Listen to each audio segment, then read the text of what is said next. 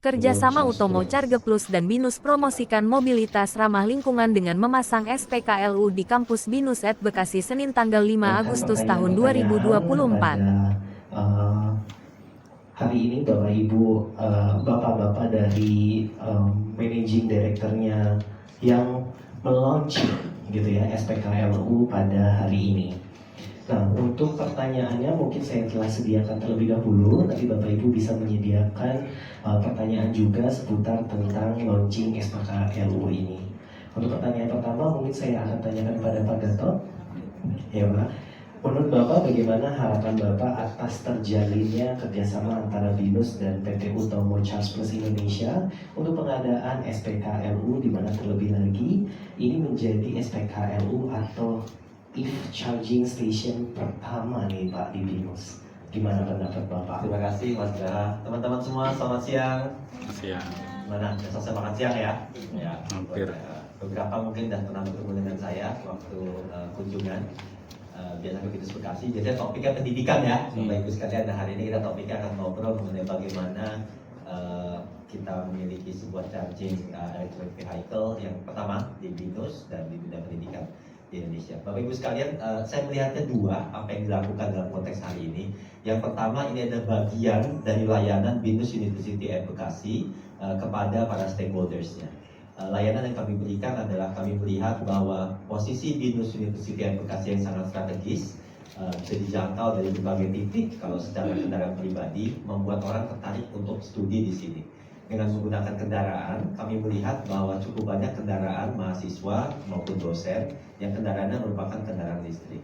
Melihat dari kondisi ini, kami berpikir bahwa kami harus memberikan layanan yang juga sangat baik dalam konteks bahwa menyediakan alat pengisian SPKLU ini kepada mobil-mobil kendaraan listrik tadi, para stakeholder mahasiswa dan dosen kami. Jadi dibentuk dari layanan kami. Kalau dilihat juga secara pertumbuhan mahasiswa kami diprediksi nanti pada September akan berada di aktif sudah sekitar 2.500 mahasiswa dengan cukup banyak kendaraan yang akan hadir di sini. Tentunya keberadaan SPKLU di BINUS Bekasi ini sangat positif dirasakan dampaknya oleh stakeholders di Bekasi. Yang kedua, saya pikir ada juga dibahas. Tidak kalah penting ini memberikan semangat, memberikan panduan dan inspirasi bagi mahasiswa bahwa kampus, bahwa mahasiswa juga bisa berperan serta dalam konteks memajukan semangat sustainability green campus dan juga menggunakan energi yang terbarukan. Konteks dua hal itu yang harapannya bisa menjadi hal positif adanya SPKLU di BINUS Bekasi. Wah, baik, terima kasih Pak Gatot. Oke, mungkin saya akan bertanya untuk pada bapak-bapak bertiga semuanya ya. Nah, seperti yang kita ketahui, pemerintah juga lembaga United Nations sudah secara masif nih mensosialisasikan tentang program Sustainable Development ini. Nah, di mana beberapa goals terdapat penggunaan kendaraan listrik, energi bersih atau terjangkau, atau penggunaan kendaraan listrik dinilai dapat menjadi solusi yang tepat bagi mengurangi emisi gas rumah kaca. Nah, atas hal tersebut bagaimana pendapat bapak-bapak sekalian atas pengadaan SPKLU di dalam lingkungan kampus, dan juga bagaimana kita dapat berkontribusi secara signifikan dalam mensukseskan program SDGs ini pada khususnya terkait mengurangi emisi karbon. Mungkin dari Pak Darsono dulu yang menjawab, Pak. Saya melihat ini, kalau kita lihat sekarang tuh omong EV, semua orang tuh kayaknya udah saatnya kita harus transformasi ke EV. Cuman kan kita perlu infrastrukturnya juga gitu. Kebetulan saya punya EV. Sampai sekarang tuh saya masih agak takut nih kalau saya kejauhan pergi, ntar bisa charge apa enggak. Kalau sekarang saya cuma 30-40%, saya bisa kemana? Mungkin yang penting jadi dibikin infrastrukturnya. Saya lihat, jadi ketakutan orang terhadap EV itu karena emang kita belum paham. Jadi mudah-mudahan dengan kerjasama seperti ini dari kampus dan lain, jadi infrastruktur EV itu harus integrated menurut saya. Karena masih banyak yang takut, kalau saya bawa mobil ke Bandung, nanti charge di mana? Kan gitu kan. Jadi mungkin Pak Utomo, Pak Antoni bisa menjawab pertanyaan itu. Bagi saya sebagai orang awam pemilik EV juga begitu. Jadi saya ingat banget hari Jumat lalu, saya bilang sama supir saya, tolong kamu charge ya, saya mau ke Bekasi. Padahal Bekasi cuma 35 menit. Gitu loh. Jadi ini harus bisa juga menjadi inspirasi buat teman-teman. Kalaupun kita mau EV, dibikin infrastrukturnya. Itu aja sih saya. Oke, mungkin Pak Antoni boleh. Saya kira sejalan ya sama Prof. Gatot dan Pak Darsono bahwa stakeholder ini sangat penting ya Bapak Ibu sekalian, dan tentunya tidak ada tempat yang lebih mulia daripada menyebarluaskan framework mobilitas bersih ini daripada calon pemimpin-pemimpin masa depan kita yang pusatnya di kampus. Jadi seperti tadi beliau sampaikan, ini kan pengalaman pribadi sebagai pemilik kendaraan, yang saya kira dengan makin banyaknya pemilik kendaraan nggak akan jauh beda Bapak Ibu. Kekhawatiran bahwa kurangnya infrastruktur kalau kita keluar daripada zona yang kita ketahui, kurangnya infrastruktur pada saat nanti kita sudah membeli kendaraan listrik, ini nggak bisa pakai power bank loh Bapak Ibu sekalian. Jadi kalau mogok agak lumayan nariknya. Jadi disitulah saya kira fungsi kerjasama antara pelaku usaha dengan stakeholder kampus maupun asosiasi ini sangat diperlukan. Karena dengan tanpa adanya gotong royong dari semua pihak, maka penerimaan adopsi kendaraan listrik ini akan berjalan lambat. Padahal seperti kita tahu, masalah polusi ini sudah menjadi rahasia umum, dan seperti kita ketahui PLN pun sampai saat ini masih ada oversupply. Jadi sebetulnya ini sesuatu yang bisa kita bantu juga dari sisi regulator maupun dari sisi penyedia listrik, selain membantu menyelesaikan oversupply PLN karena COVID dan lain-lain, tetapi kita juga bisa membantu mengurangi polusi yang terjadi di sekeliling kita. Nah, pentingnya infrastruktur kampus yang memastikan agar pada saat orang sudah memiliki kemauan mengadopsi, mereka mendapatkan akses untuk charging yang terjangkau, mudah, murah, dan tentunya sangat gampang dicapai, yakni di kampus. Dan ini kan tidak hanya BINUSnya ya Prof ya, tentu nanti masyarakat umum yang bisa datang, bisa ngecas, bisa mampir. Nah, disitulah saya kira fungsi enabling party daripada kampus ini luar biasa. Karena selain mengedukasi BINUSnya juga bisa membantu masyarakat di lingkungan sekitar agar mendapatkan akses untuk infrastruktur kendaraan listrik yang baik. Oke, baik. Mungkin dari bidang pendidikan nih Pak, gimana nih? Ya, teman-teman semua bahwa BINUS itu memiliki semangat bahwa ya kita lembaga pendidikan, mendidik di ruang kelas, tapi ada yang lebih penting lagi yaitu tindakan nyata yang mana orang bisa melihat dan merasakan secara langsung. Kalau kita bicara bahwa BINUS sangat mendukung UN Sustainable Development Goals, utama nomor 13 mengenai climate change. Kalau di kelas itu kan cerita aja gitu, tapi kalau kita lihat tuh lihat ada stasiun pengisiannya gitu ya, teman-teman bisa lihat, langsung gunakan. Ini merupakan contoh nyata bahwa dukungan kita terhadap UN SDG khususnya nomor 13 terkait dengan climate change. Jadi nggak cuma pintar di kelas, tapi juga peduli, khususnya peduli lingkungan. Dan tadi tidak hanya stakeholder saja, tetapi mungkin kalau tadi mau ke Bandung tuh kehabisan, keluar Bekasi Barat mungkin ada BINUS Bekasi, nah bisa ngecas dulu. Yang kenal sama BINUS ya. Sekali apply, masuk kuliahnya kayaknya seru nih. Jadi ini contoh tadi ekosistem seperti disebutkan Pak Darsono yang sangat klop dan kita sangat mendukung kegiatan ini. Demikian. Oke, baik. Boleh tepuk tangan Bapak Ibu sekalian. Nah, tentunya juga pun ini katanya charging station yang pertama di kampus ya Pak ya, Pak Antoni ya. Nah, kira-kira Pak Antoni, pengembangan kedepannya untuk mungkin dari Pak Antoni sendiri, untuk mungkin kerjasama dengan kampus BINUS yang lainnya, apakah memungkinkan, dan kira-kira perkembangan untuk si mobil listrik atau mungkin penggunaan di station ini, apakah akan berkembang di 5 tahun ke depan, bagaimana Pak Antoni? Baik, terima kasih Pak. Jadi memang terus terang saja Pak, adalah sesuatu yang harus kita banggakan bahwa BINUS itu mendahului teman-teman kampus lainnya. Itu yang pertama. Karena itulah kita sangat mendorong Pak Muftis dan Prof. Gatot di antara salah 12 kampus lainnya juga bisa kita pasangin SPKLU. Tentu kami akan koordinasikan dengan teman-teman building management, karena itu ada infrastruktur, traffic dan lain-lain yang harus kita rencanakan dengan matang.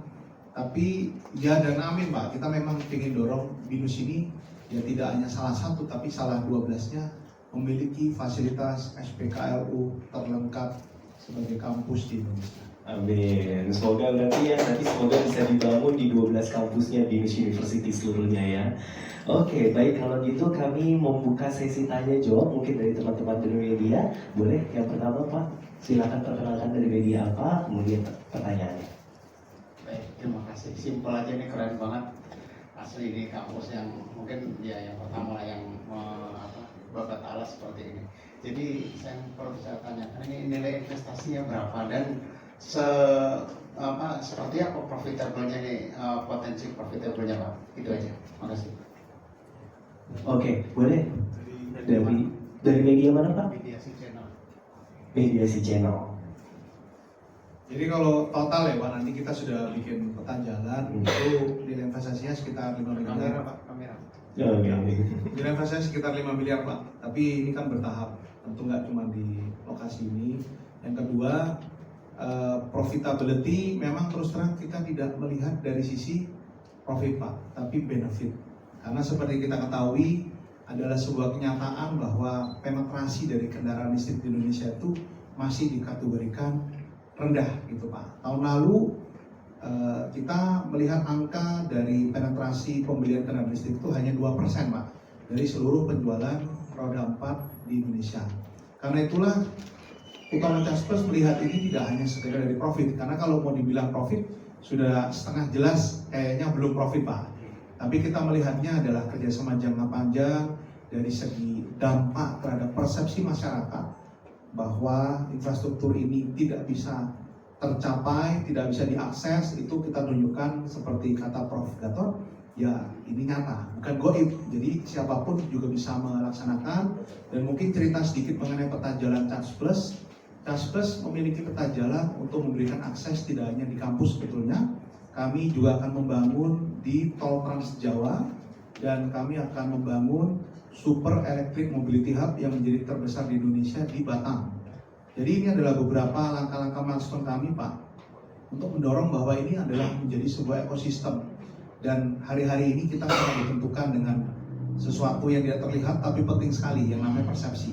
Nah persepsi itulah dengan teman-teman dari beberapa merek mobil, produsen, maupun kampus dan asosiasi seperti yang dikepalai oleh Pak Darsono ini sangat penting untuk kita dorong. Sehingga masyarakat itu tidak memiliki keraguan pada saat mereka beralih menggunakan kendaraan listrik.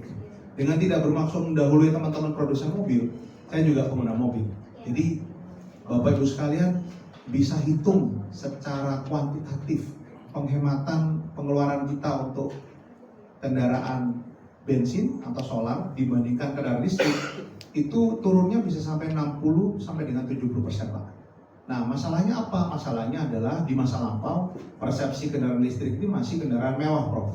Sehingga hanya segelintir orang yang bisa mengakses. Nah dengan makin banyaknya pilihan ini akan menjadi sesuatu yang mengubah daya beli, mengubah gaya hidup dan mengubah lingkungan kita menjadi lebih baik. Oke, mungkin dari bapak-bapak ada mau tambahan cukup. Mungkin bapak ibu mau ada tambahan pertanyaan oleh. Boleh dijelaskan Pak medianya dari mana, namanya dan pertanyaannya. Ya, terima kasih. Sebelumnya saya ucapkan selamat untuk launchingnya SPKLU di Binus ini ya. Nama saya Purnomo dari Obsession News. Saya cuma ingin tahu aja, biasanya kan mobil listrik itu banyak yang antri untuk ngecas ya. Pengen tahu aja berapa titik di kampus ini. Itu aja. Terima kasih.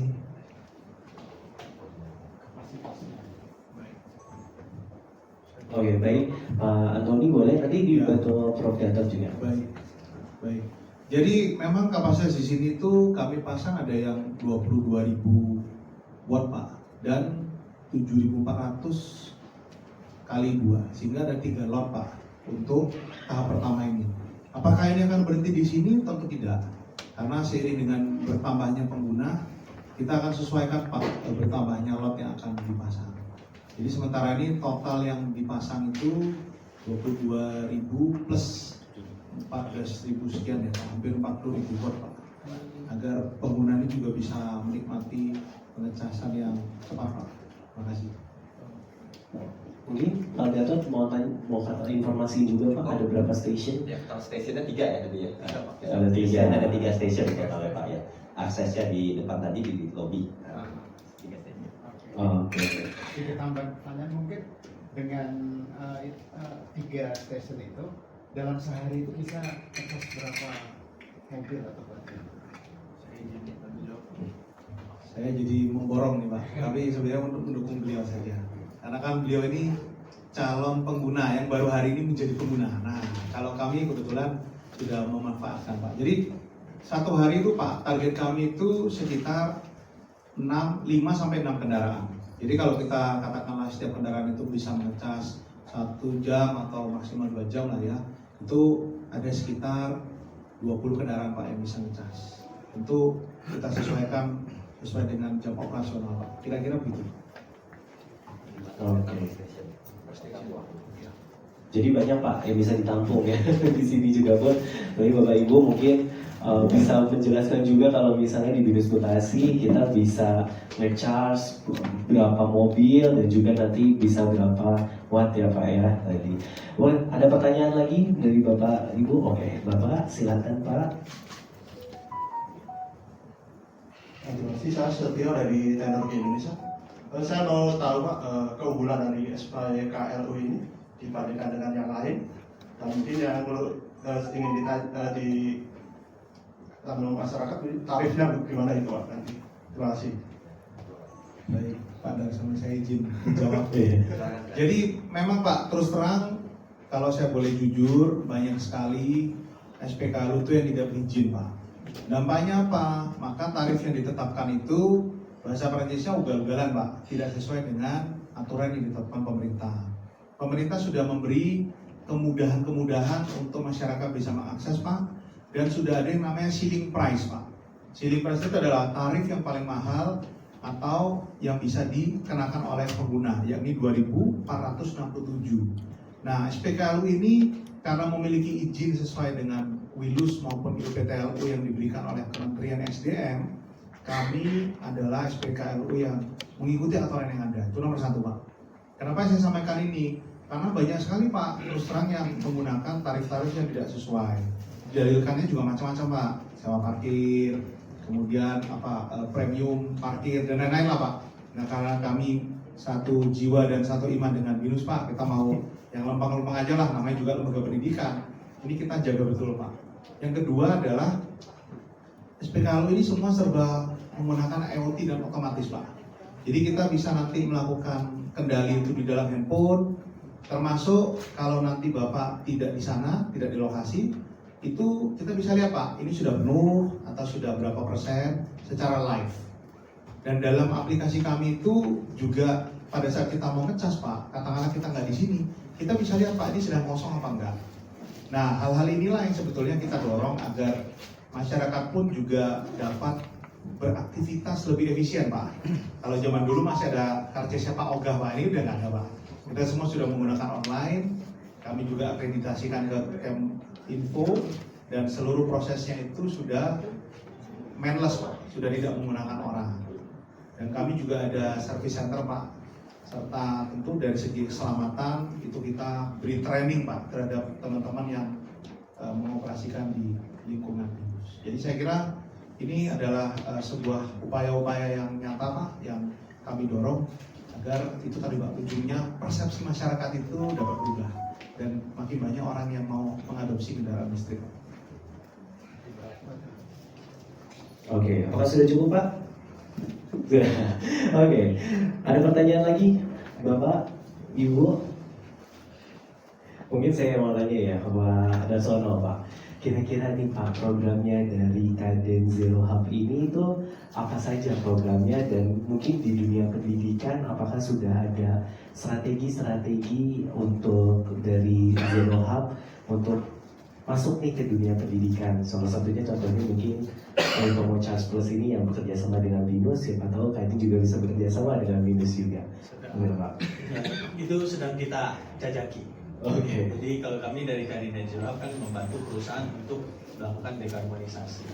Jadi kami melihat bukan hanya perusahaan aja yang kita harus kita ingin menggambarkan untuk keterlibatan organisasi, kita ingin juga menggiatkan ini dengan stakeholder yang lain ya. Jadi dalam hal ini akademia, universitas menjadi kunci.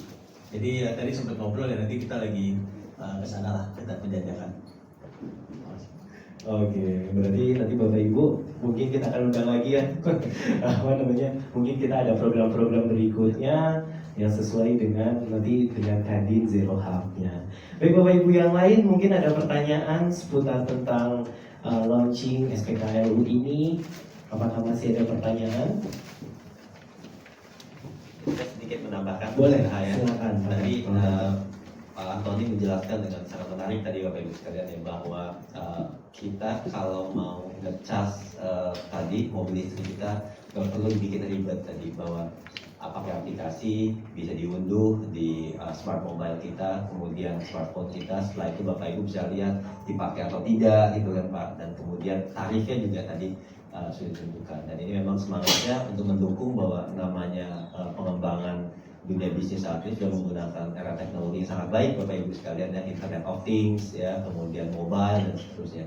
Dan tentu ini tadi sangat sesuai dengan semangat dari Binus University sebagai sebuah kampus yang memang sangat digital savvy, sangat paham akan digital, dan mempunyai konsep bahwa mempermudah mahasiswanya untuk bisa mengakses banyak fasilitas.